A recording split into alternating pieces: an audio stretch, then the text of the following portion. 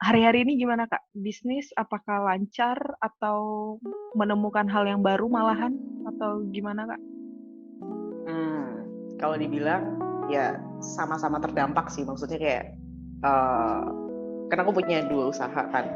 Yang satu yang brand Cocote itu, yang kedua yang custom bag itu. Kebetulan yang Cocote itu turun, tapi justru yang custom bag itu naik gitu loh, kayak nggak tahu kenapa ini orang-orang malah pada kebanyakan duit, pada mesen-mesen tas, pada beli buat dijual gitu. Itu sih. Malah Kokot yang baju-baju menurun gitu ya Kak? Iya, karena emang sepengetahuanku emang brand-brand fashion gitu turun. Karena siapa yang mau menghamburkan uang untuk membeli kebutuhan tersier gitu? Orang kan pada mikir pada beli sembako, pada buat nabung, pada buat beli saham yang lagi pada turun dan sebagainya gitu. It's not really necessary untuk beli baju baru. Lebaran gini gitu. Kalau lebaran kemarin ya naik dari bulan sebelumnya kan emang udah kena COVID juga kan. Cuman ya udah jelas turun dari tahun sebelumnya sih, kayak turun jauh gitu. Cuman ya udah pada nggak punya duit. Mungkin ada strategi yang baru yang pengen Kakak bangun nggak sih di tengah-tengah COVID ini untuk Kokot sendiri gitu? Apa ya? Kalau yang terlalu strategi, yang terlalu gimana banget sih kayaknya enggak. Cuman kayak mungkin sih yang aku lakukan adalah mencoba berempati gitu. Makanya aku sangat hati-hati posting konten. Jangan sampai aku posting konten itu tuh yang malah memperkeruh suasana gitu. Contoh Kak? Kayak misalnya, contoh hal kecil aja. Karena ini sebenarnya aku udah nyatet sih, maksudnya dalam krisis itu tuh kita harus ngapain aja. Terus salah satu contohnya adalah, contoh empati adalah, misalnya gini, kayak kemarin bulan puasa, aku nggak mungkin ngupload gambar kayak minuman yang seger, makanan, kayak gitu loh. Terus kayak nggak mungkin misalnya di berita lagi ada berita orang yang kena kasus corona tuh banyak gitu. Terus kayak aku dengan sembarangan ngepost, ayo dong beli ini, beli itu. Ya ini brand tuh empati gak sih gitu? Karena brand kan harus identik dengan orang gitu kan, maksudnya brand tuh kayak orang gitu. Kalau dia nggak punya rasa empati, kayak orang nggak akan peduli gitu. Tapi kan Kak, kalau menurut ini sharing gitu, kalau kan itu kayak kita kan juga harus menjual ya, kita harus memenuhi kebutuhan. Kan orang-orang lain kan misalnya emang kalau dia punya usaha cuman baju dan usaha yang emang harus di-upload dan emang harus untuk bikin semenarik mungkin sehingga orang beli, apalagi itu untuk menghidupinya, apakah itu bagaimana? Maksudnya bukan benar dan salah ya, tapi how ya, gitu. Aku udah nangkep maksudmu. Jadi ya kayak king gitu. Cuman maksud aku adalah bagi-bagi, misalnya di sosmed aku kan tetap jualan gitu di Cocote, cuman nggak yang terlalu hard selling gitu, kayak bilang, wah ini lagi turun harga loh, harganya cuma let's say 75.000, kenapa sih lu nggak beli gitu. Jadi kemarin aku dengerin podcast dari ownernya brand tas Torch, namanya torch.id. Itu dia bilang, maksudnya gini, dalam kondisi kayak gini brand itu bisa memilih. Yang pertama adalah dia menjadi hopeless untuk cari duit, atau yang kedua adalah mencoba membangun pelan-pelan empati dengan publik, biar nanti hasilnya ke depan jauh lebih bagus gitu. Kan kemarin aku juga sempat melakukan yang pertama sih, kayak misalnya bilang, ya ini kita buat ngidupin orang juga, beli dong dan lain sebagainya gitu. Cuman gimana ya, orang kalau ngelihat brand yang ngemis gitu tuh, ini maksudnya orang boleh loh memilih jalan yang mana aja, cuman menurut aku kayak aku terlalu gimana banget kalau harus ngemis orang buat beli, sosok kasihan terus menjual kayak misalnya penjahitku yang kekurangan kayak gitu. Kayak aku lebih mending cari jalan yang kedua, pakai jalan yang kedua gitu, memberikan solusi dan juga berempati gitu.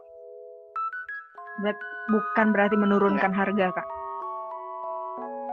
Kalau jadi gini, kemarin juga diskusi sih sama brand-brand gede gitu, perlu nggak sih sebetulnya turun kayak, ya kalau lihat kondisi sekarang kan kondisi krisis itu kondisi khusus ya, bukan kondisi yang biasanya gitu.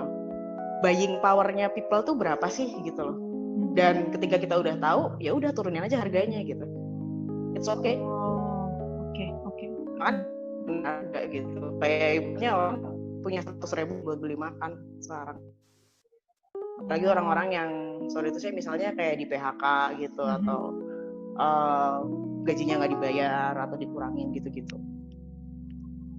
Pasti diskon sih. Oke. Terus kakak punya ini nggak sih? Kan maksudnya udah 3 bulan, terus kakak bilang kokot lagi menurun, ya yang pas juga ya lumayan lah gitu. Ada kepikiran untuk bikin sesuatu hal yang baru, yang buat dijual, memanfaatkan hari-hari ini gitu kak? Kepikiran nggak? Kayak misalnya jualan makanan, jualan kopi Nah, botol ini gitu ya. Sekarang kan banyak sekali kan kak. Untuk kedepannya belum tahu ya, maksudnya kan kita nggak tahu krisis ini sampai kapan gitu. Cuman untuk saat-saat ini justru aku take this time tuh buat belajar tentang branding lah, terus tentang maksudnya aku mendalami bidang yang sudah aku jalani gitu loh. Karena kalau nanti, apalagi kebetulan ya, aku tuh orderan tuh ada terus gitu. Jadi kayak daripada aku mencoba-coba hal yang baru yang belum tentu bisa berhasil, kayak malah bubrah semua, terus nanti tasnya jadinya jelek, aku nggak kontrol dan lain sebagainya, kayak susah untuk saat ini loh ya.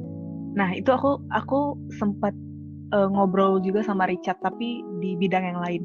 Nah sekarang ini kan kak, orang tuh sekarang banyak mengusahakan sesuatu yang baru, anggap aja talenta yang baru, memaksakan untuk belajar dan memaksakan untuk mengikuti tren sekarang, sehingga apa yang dia punya jadi tidak berkembang. Nah, aku setuju nggak kak bilang tadi, apa yang sekarang ini dijalani itu yang ditambah dipelajari gitu loh. Nah, sekarang ini kan sekarang banyak banget kak orang mencoba. Contohnya jualan kak.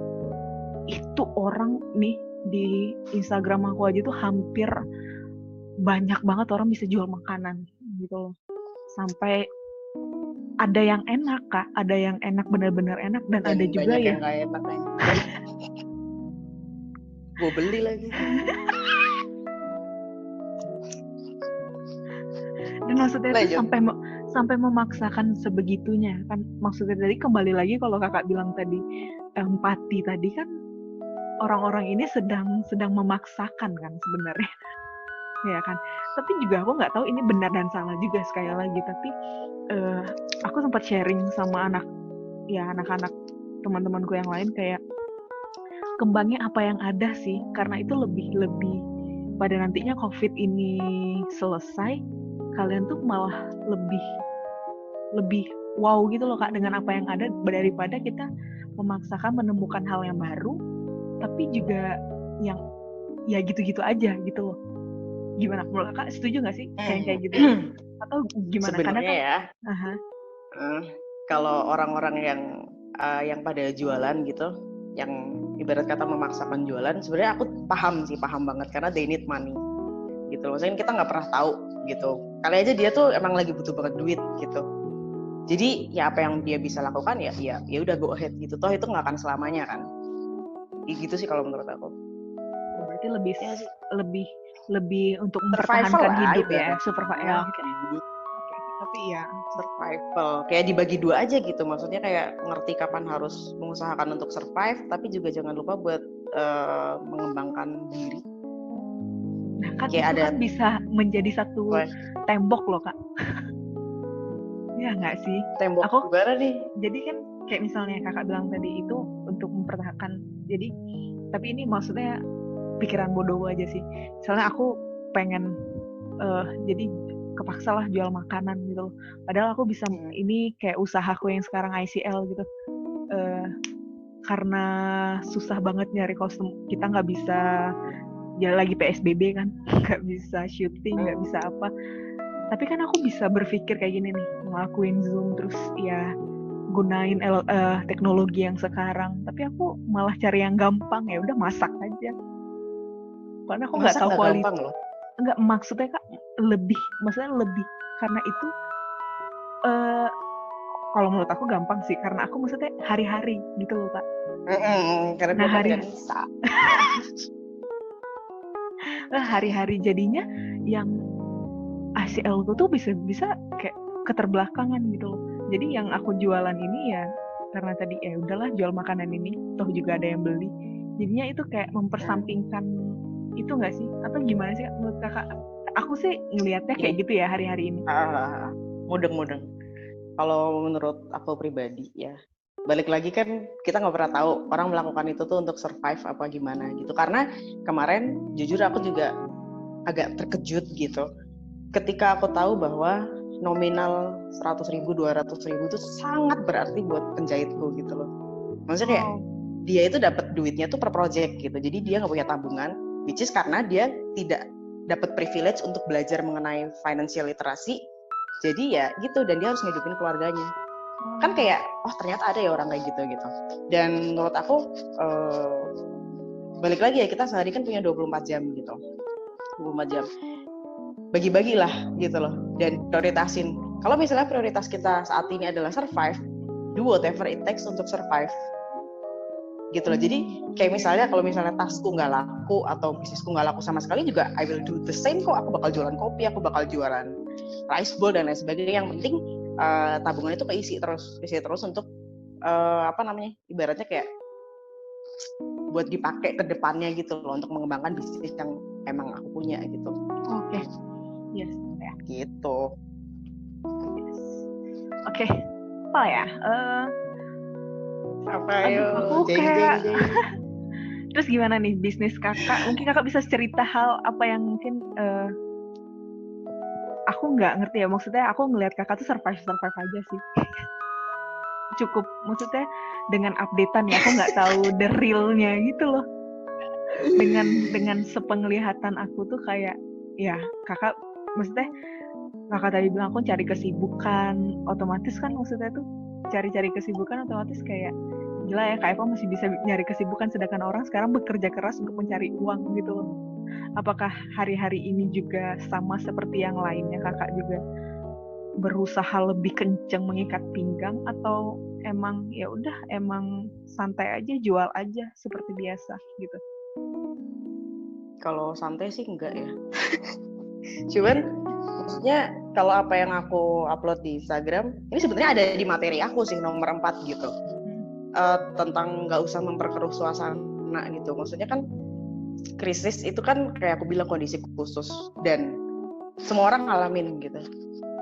Literally semua orang. Jadi kita nggak bisa kayak merasa diri kita yang paling menderita gitu.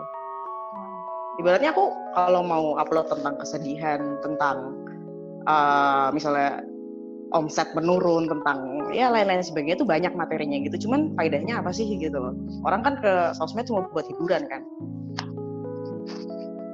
Gitu. Jadi kalau ditanya apakah aku santai, oh tidak.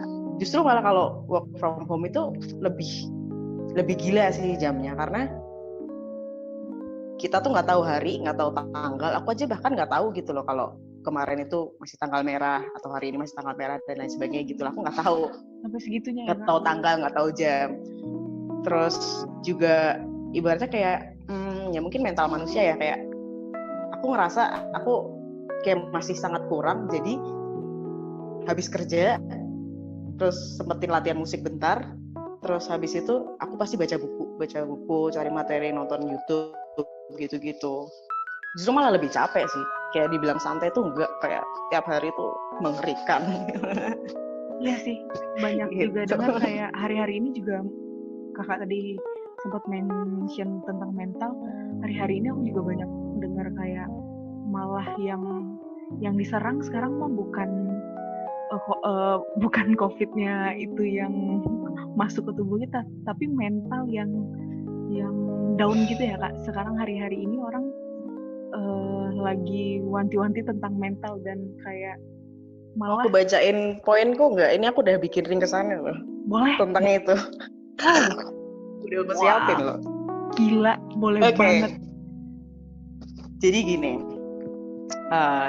dalam kondisi krisis, balik lagi kondisi khusus gitu kan, kayak orang-orang tuh awal pasti kayak, aduh ini kenapa sih gitu, maksudnya siapa yang mau sih gitu loh jualannya turun, siapa yang mau sih nggak boleh keluar, siapa yang mau sih dibatasin dan lain sebagainya, dan siapa yang mau sih banyak keributan, kericuhan tentang konspirasi dan lain sebagainya tuh banget. Nah, kayak maksudnya dunia tuh jadi semakin rame gitu loh. Makanya kemarin tuh aku sempet memposisikan diri untuk restart. Udah enggak? Ya.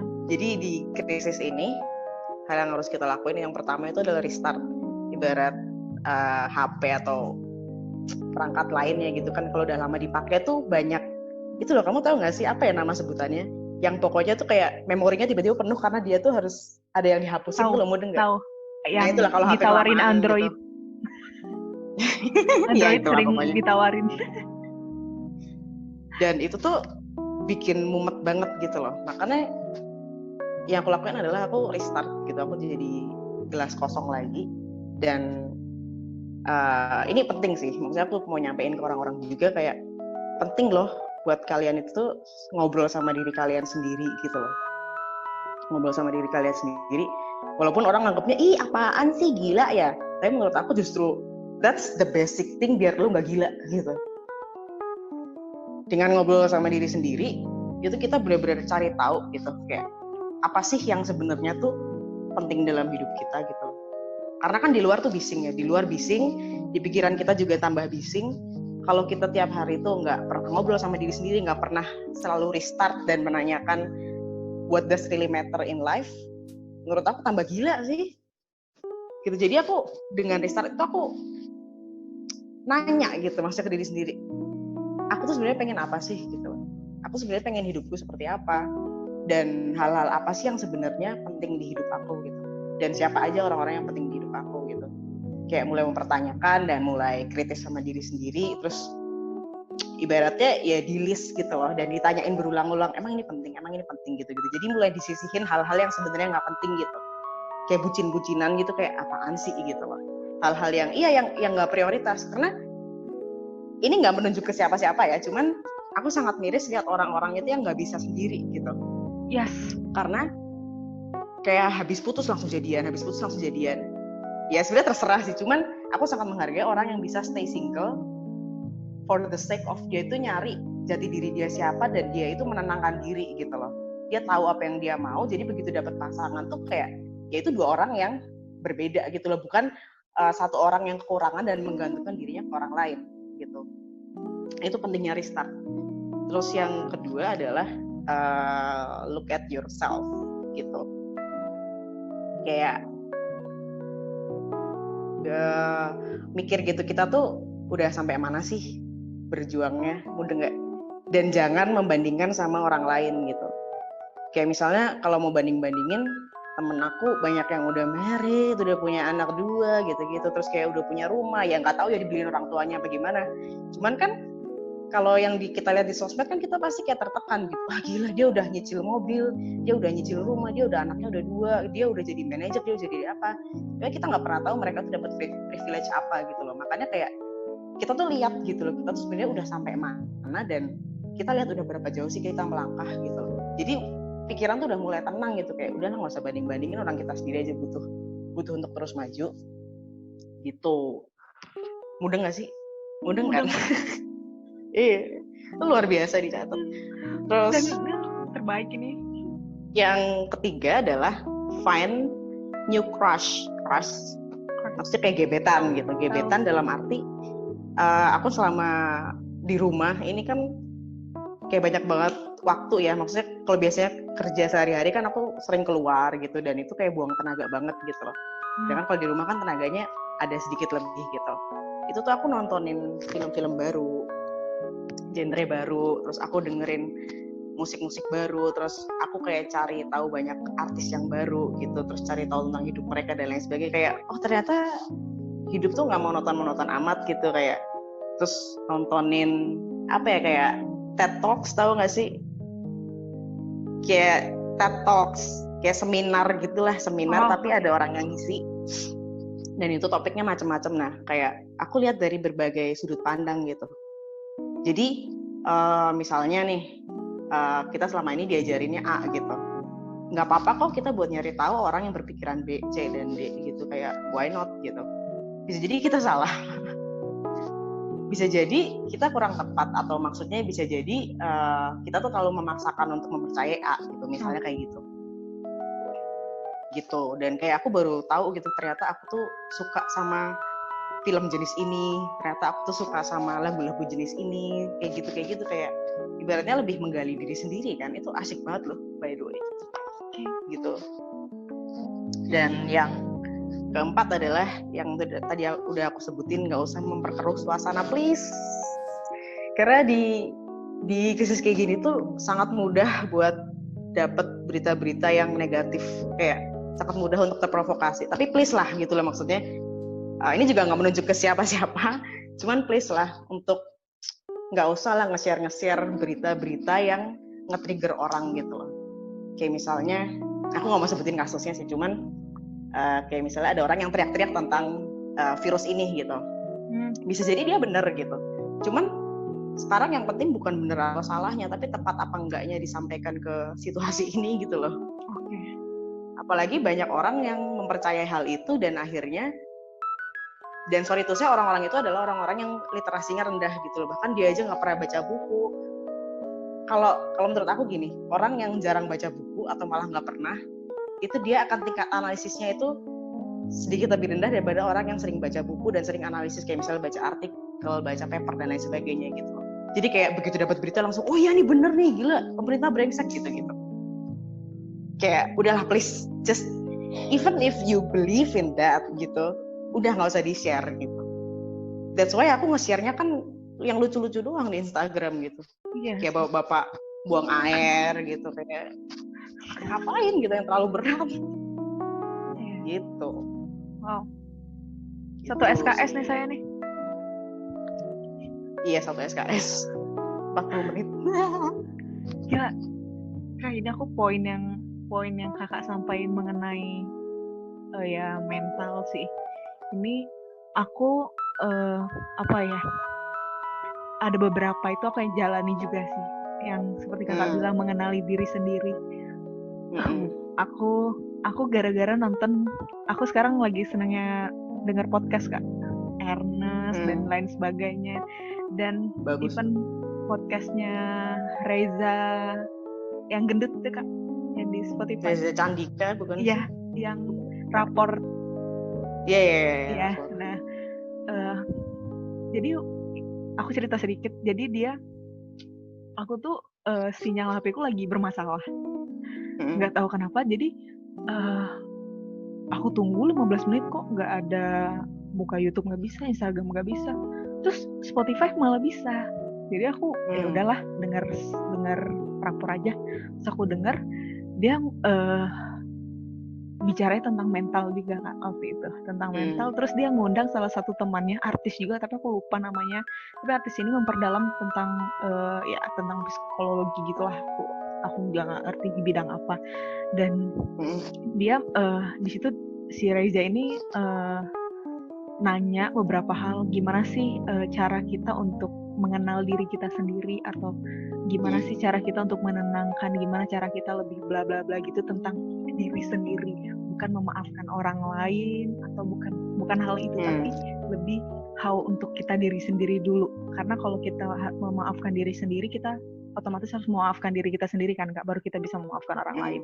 Nah, waktu itu si narasumbernya bilang, jadi dia hidupin musik gitu di audionya dia, coba tutup mata kamu, katanya kayak gitu, tutup mata kamu, terus cuman kamu coba bilang ke diri kamu sendiri terima kasih saja karena sudah berjuang sejauh ini. Aji bukan sih? Aji siapa itu? Aku lupa Kak. Pakar mindfulness tuh. Aku lupa banget namanya. Dan dia bilang kamu terima kasih aja sama diri kamu dan say sorry untuk skar-skar yang sudah kamu buat selama ini.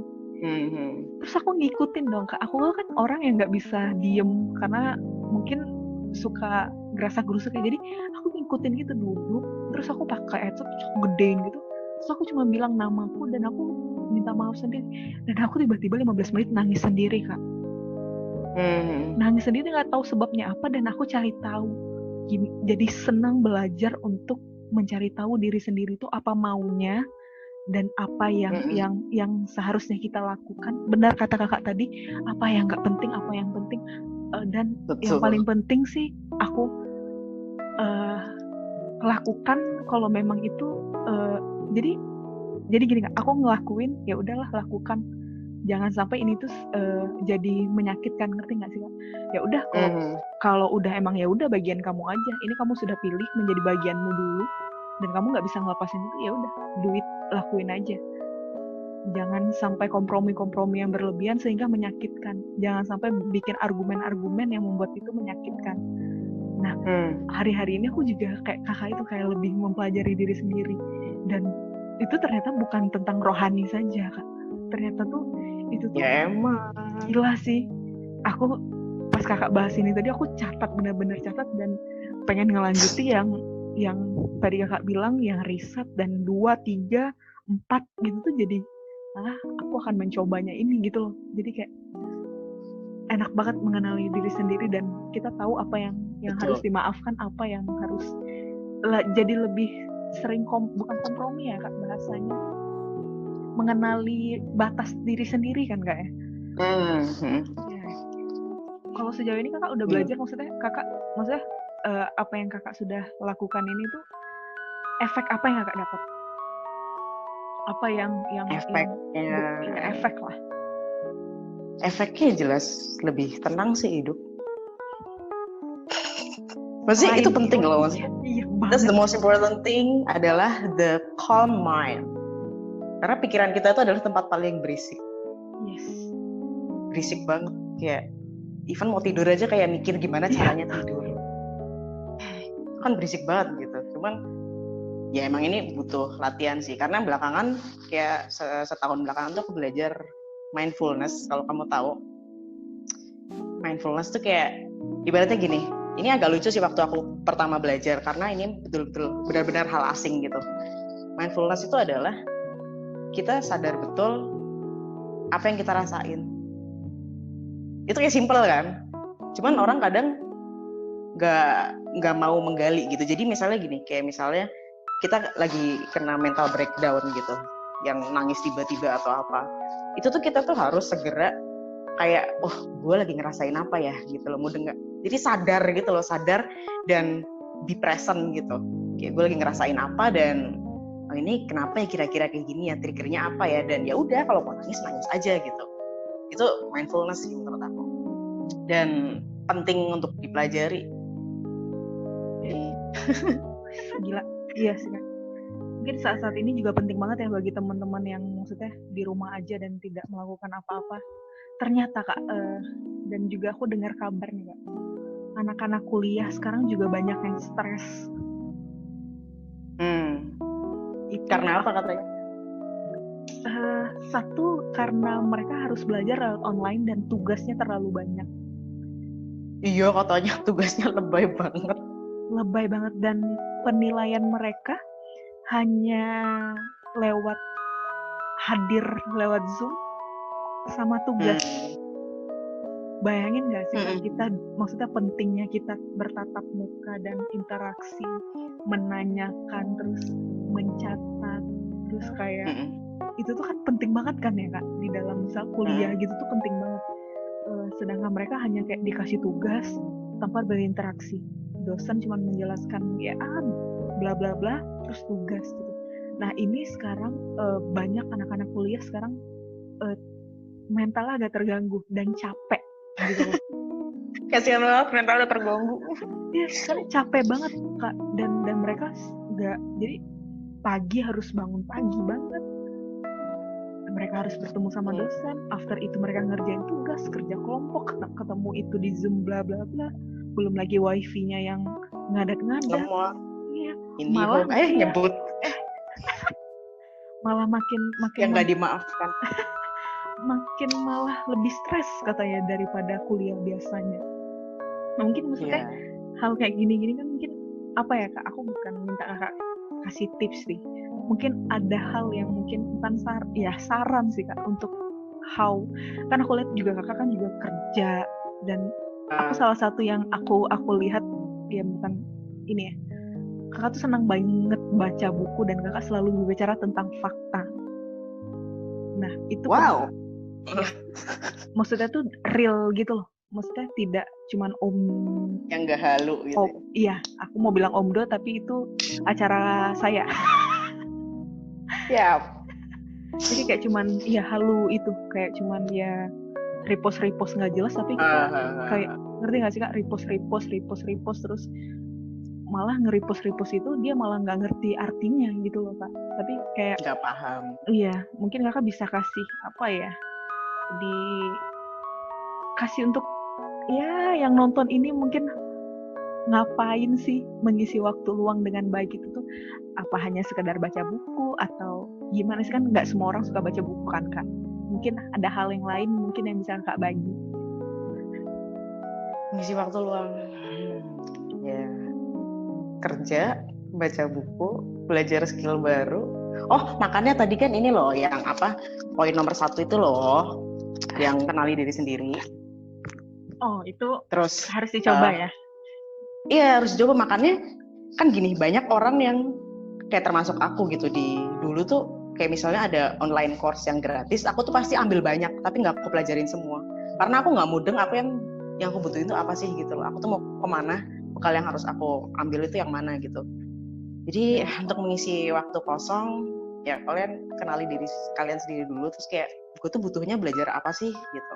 Terus ya udah pelajarin, kayak jangan mager cari-cari kelas gitu, banyak kok yang berbayar tapi bagus gitu. Terus baca buku penting sih buat aku dulu awalnya juga jijik sama buku, tahu kayak apaan sih.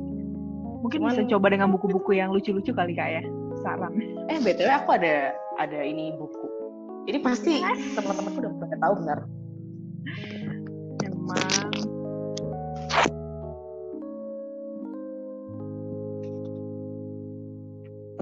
tahu nggak buku filosofi tahu. teras?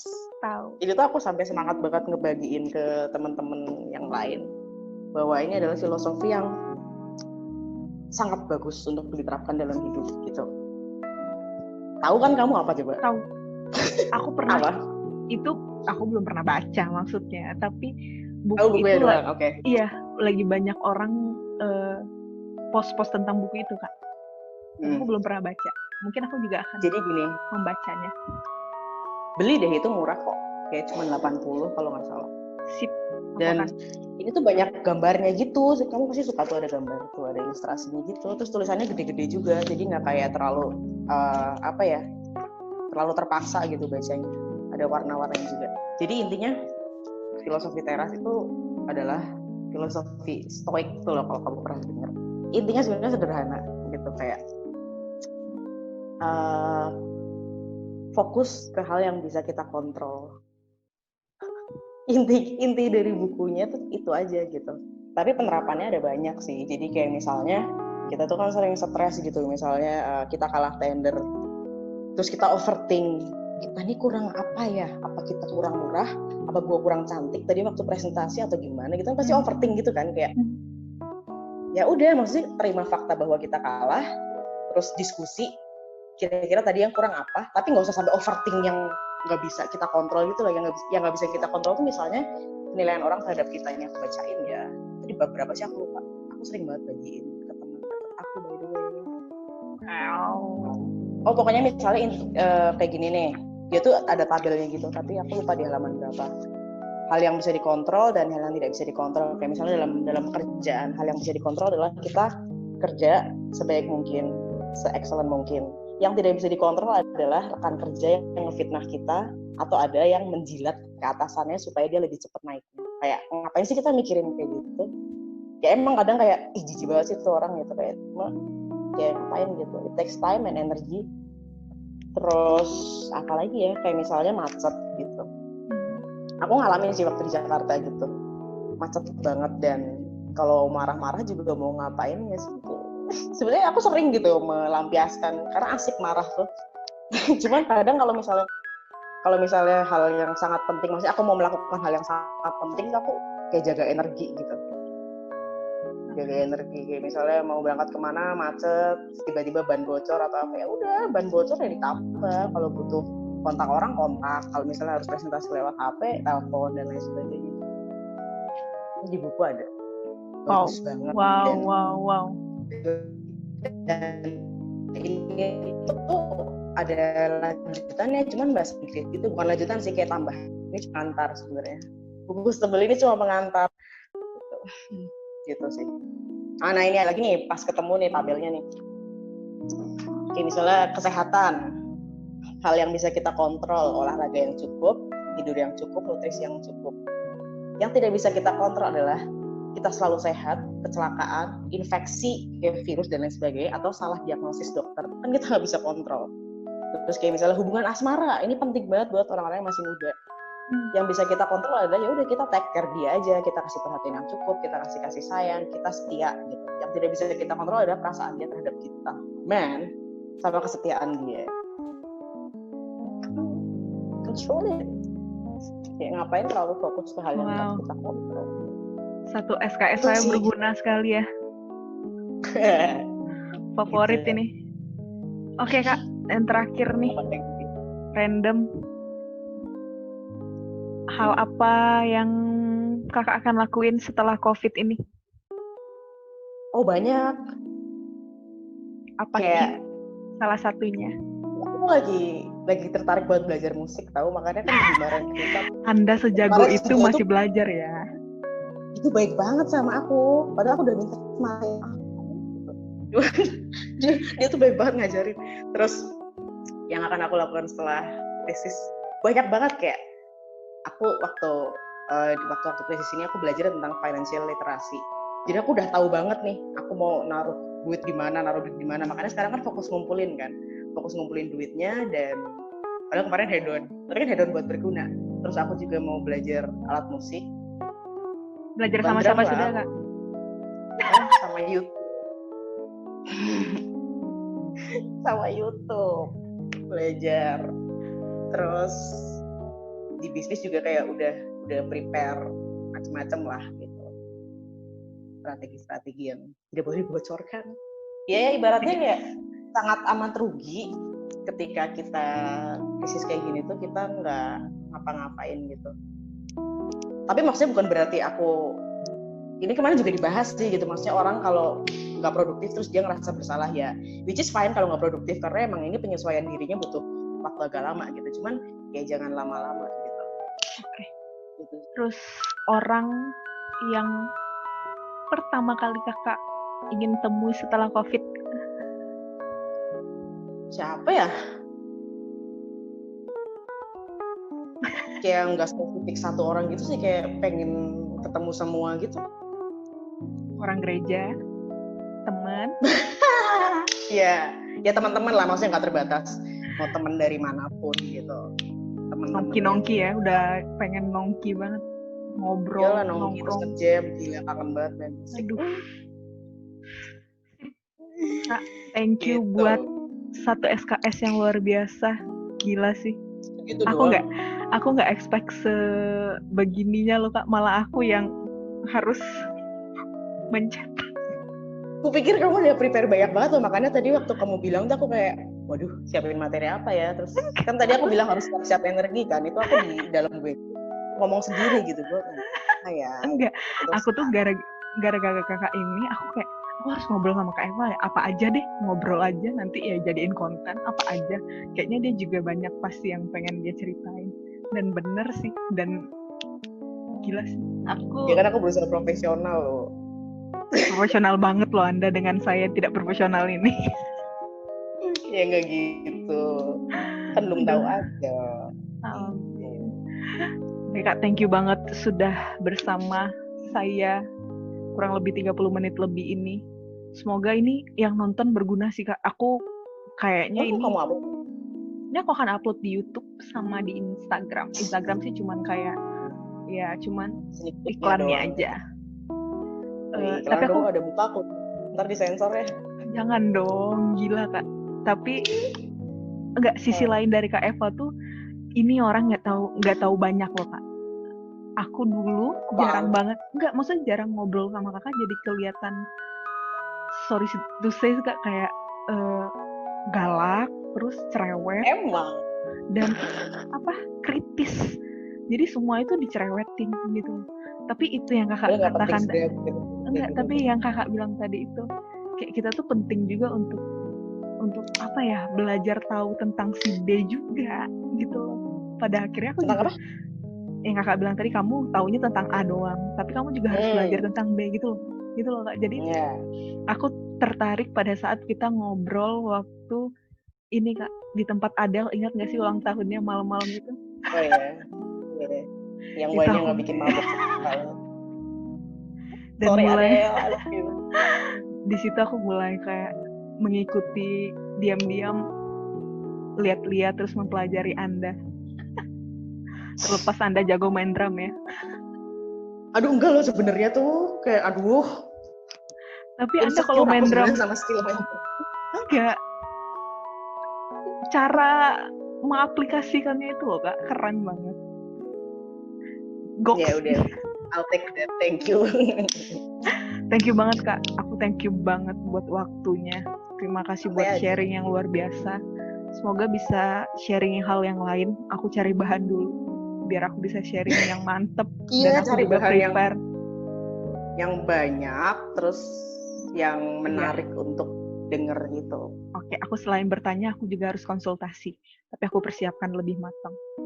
But thank you buat Nanti hari misalnya ini. butuh konsultasi sebelum take juga nggak apa-apa kok. Siap, Jadi nggak Kak. bingung. Siap. Thank you Karena banget, tadi Kak aku Eva. sebenarnya kalau kamu tuh sebelum 15 menit sebelum ternyata belum masuk. Oh. Thank you, Kak Eva. See you soon. Bye-bye. Bye. Dah. Dadah.